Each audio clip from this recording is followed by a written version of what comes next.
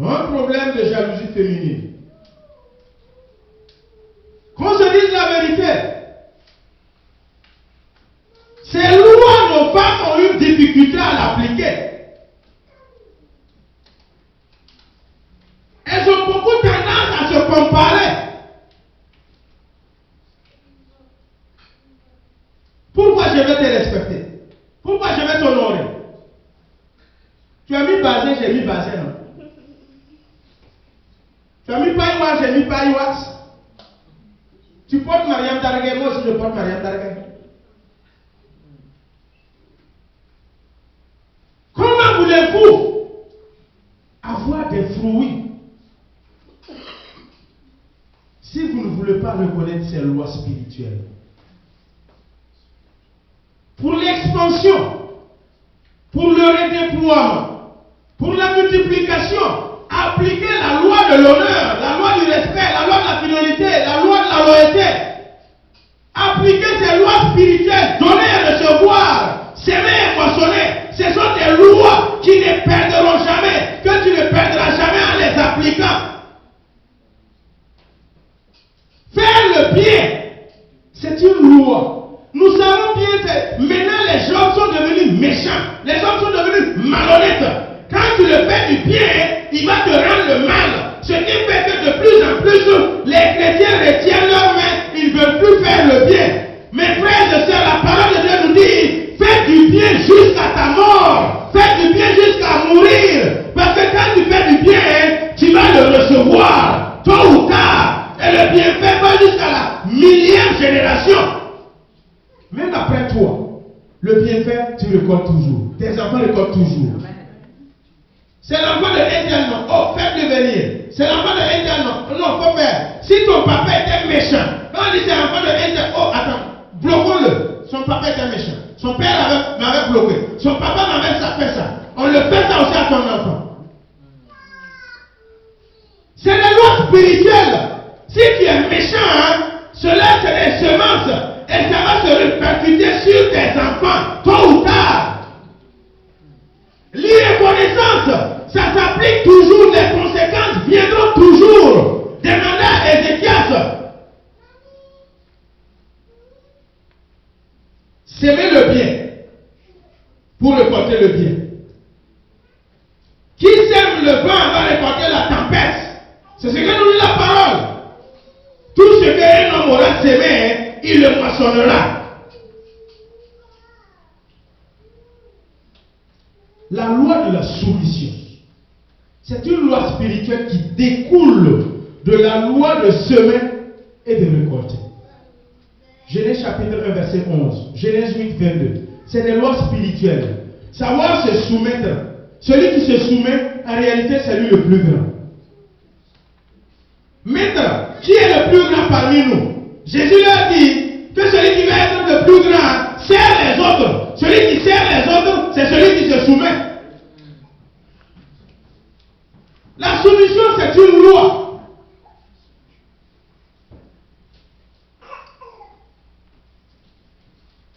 On est tellement orgueilleux que se soumettre, c'est difficile.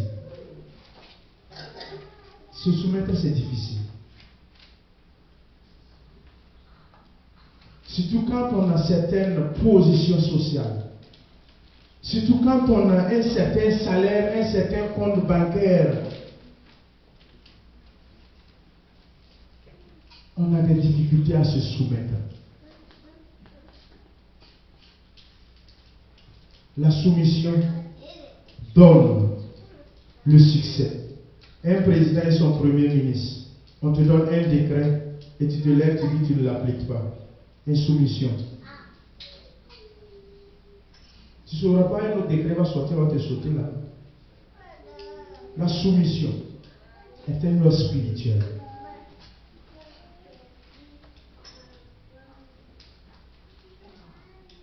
Donner et recevoir, nous connaissons ça. Celui qui ne donne pas, ne reçoit pas.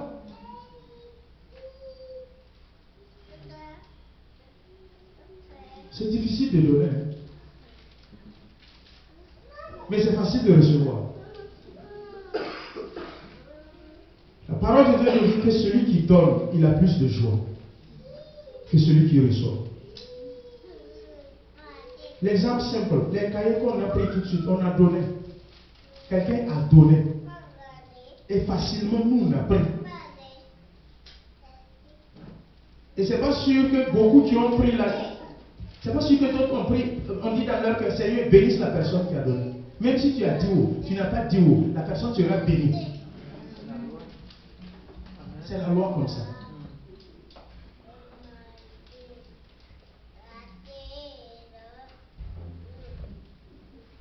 Le semeur, on ne sème pas n'importe comment.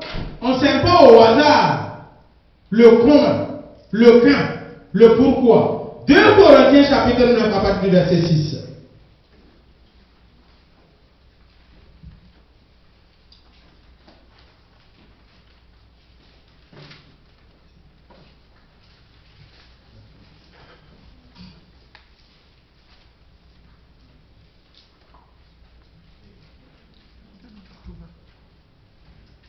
Le comment. On sait comment.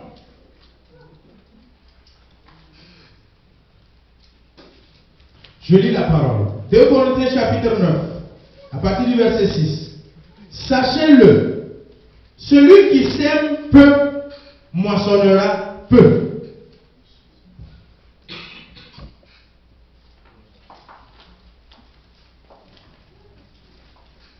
Et celui qui sème abondamment, moissonnera abondamment.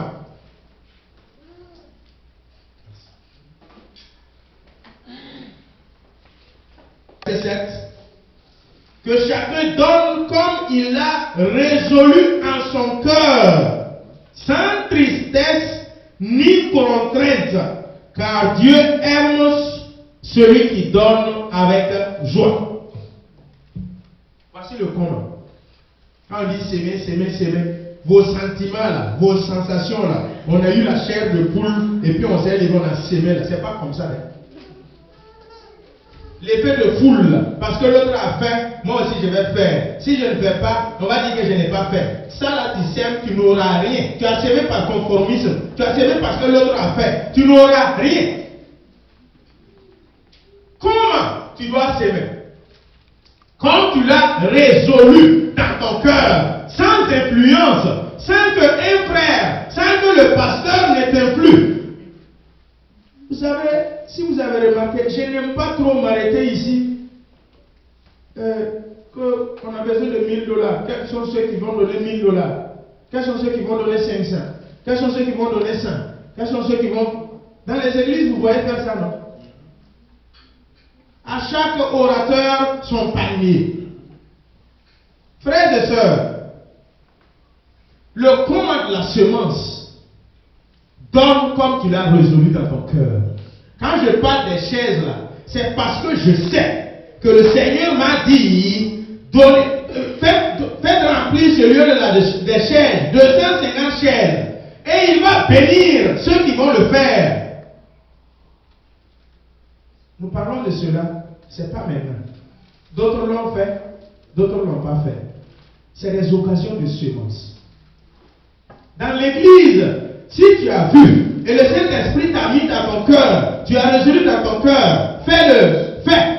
N'attends pas que le pasteur se lève, il dit, donnez cela, faites ceci. Non, sème si tu as la révélation de la parole. Et quand tu sèmes, tu n'as pas besoin que la main gauche sache ce que la main droite a fait. Il y a des gens qui ont déposé des chaises ici sans que le pasteur ne sache, sans qu'aucun frère ne sache.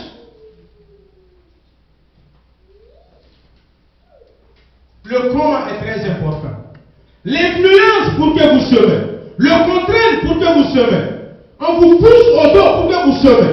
De façon attractive pour que vous semez. Cela est difficile pour que tu puisses voir réellement la récompense. La semence, il y a plusieurs ordres. La louange que nous faisons ici, c'est des semences. L'adoration, ce sont des semences que nous apportons à l'Éternel. Frères et sœurs, c'est pour cela que Jean 4 nous a dit que l'heure est déjà là, les vrais adorateurs, ceux qui louent en esprit et en vérité, c'est eux qui vont le louer. Ce sont des semences. Et Matthieu 15:8 nous dit que ce peuple-là, il m'honore des lèvres seulement. Ceux qui s'aiment en esprit et en vérité, vous allez moissonner. Mais ceux qui honorent aussi des lèvres, il n'y aura rien. Le cœur est loin de Dieu. Mais c'est les lèvres seulement qui parlent comme une récitation. Il n'y a pas de résultat. Nous devrions semer la parole de tout notre cœur, en esprit et en vérité. Semer la louange, semer l'adoration. Comme je l'ai dit, c'est un style de vie. C'est une façon d'être. C'est une attitude. En qui doit semer? Et quand? Et comment? Dieu dit, sème l'amour, sème la joie, sème la parole, tes gestes, ton regard, respecter et honorer, ce sont des semences. Si moi je veux aller voir la soeur Émilie, je vais aller demander 100 $. Dès que je tape, ou bien dès que je le rencontre, de toute façon, là, elle va me jeter son regard là, ça détermine si je dois demander ou si je ne dois pas demander.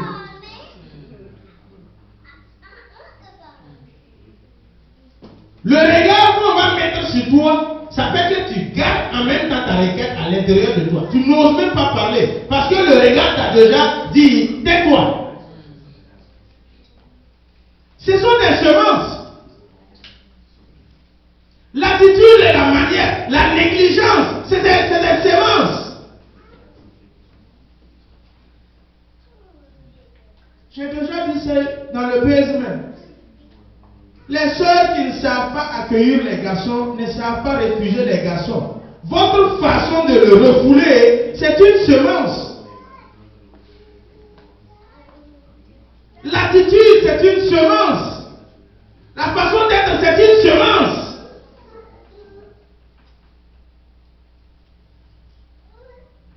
Doit semer avec l'amour. Quand quelqu'un n'est pas aimable, quand tu le vois, c'est difficile de l'aimer. La parole de Dieu dit, va vers cette personne, sème de l'amour. Nous avons déjà les 9 fruits qui sont enfouis en nous. On ne nous demande pas de s'aimer autre que ces 9 fruits de Galates 5:22. Sème l'amour dans les autres. Sème la paix dans les autres. Sème la joie dans les autres. Sème la patience dans les autres. Sème la foi, la douceur, la pénibilité. Sème dans les autres. Voici les fruits que tu as, que tu dois s'aimer. Tu vois que tel frère, il est troublé, il est attristé. Toi, tu as la joie en toi, tu as la paix en toi. Va vers la personne, sème la paix. C'est pas de l'argent seulement qu'on sème. Sème la paix du cœur, sème la joie en lui, sème ton amour en lui, et tu vas récolter en retour. Tu es un homme de foi, sème ta foi.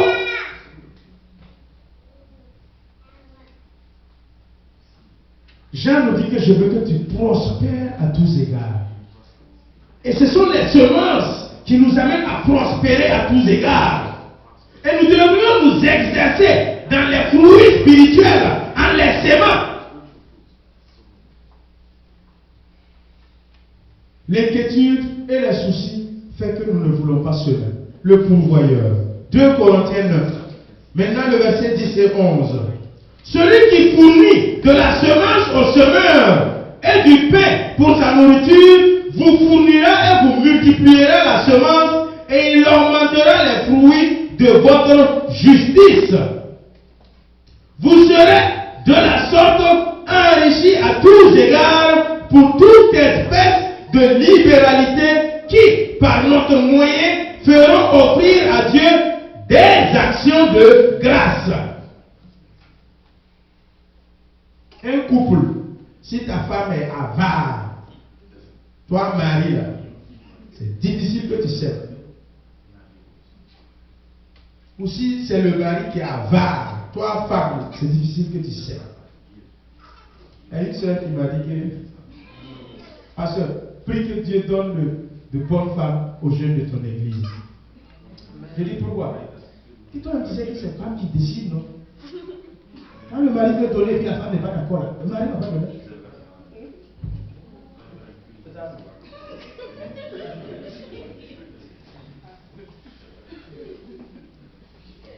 C'est vrai ou c'est bon? C'est vrai.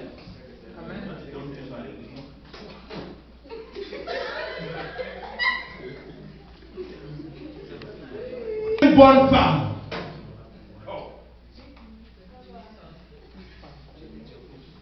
Donner.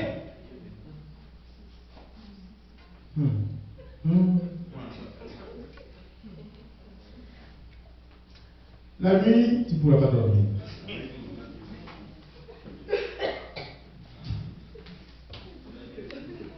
Frères et sœurs, le pourvoyeur de la semence, c'est Dieu.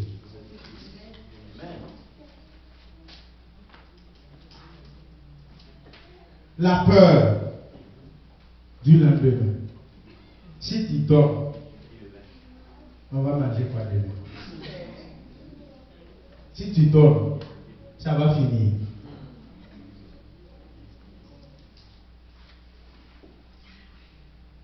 Un couple qui priait. Seigneur, bénis-moi. Seigneur, donne-moi du travail. Si tu me donnes du travail, je vais prendre tout mon premier salaire et puis te donner. La femme ouvre les yeux. Tu as tout donné pour nous, on va manger quoi?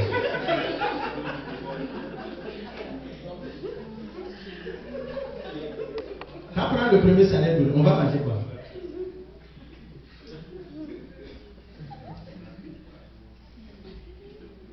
Frères et sœurs, aucun malade ne rentre à l'hôpital et puis il regarde les ciseaux. Quand tu as besoin d'être opéré, quand tu arrives à l'hôpital, tu ne regardes pas les ciseaux. Tu ne regardes pas les machines. Il faut regarder les chirurgiens.